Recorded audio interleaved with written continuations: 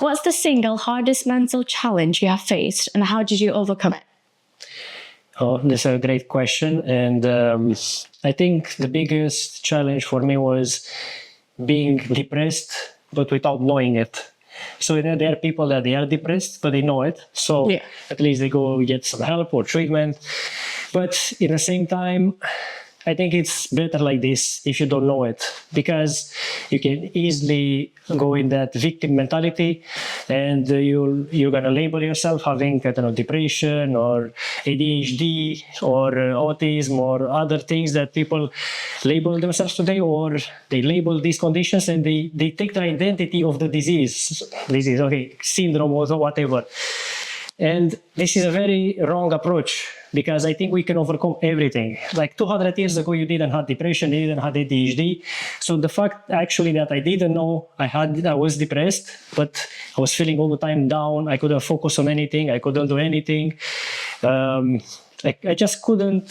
My life was going downwards and downwards, and I just couldn't help it. I was still stuck in those cycles, if you get me. Yeah. And I think that was the biggest one. It was like being kind of depressed and not knowing it. So the way I overcome that is by being a bit receptive to new information and to be aware that you're not in a good place and try to solve it.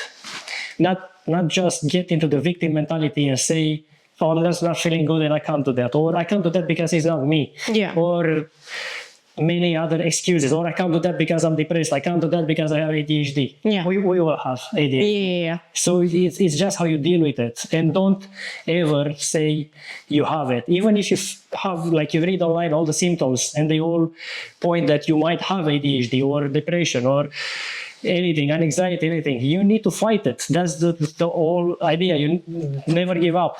So this was my biggest mental challenge, and the way I overcome it is basically by fighting it back and never admitting I have something like this.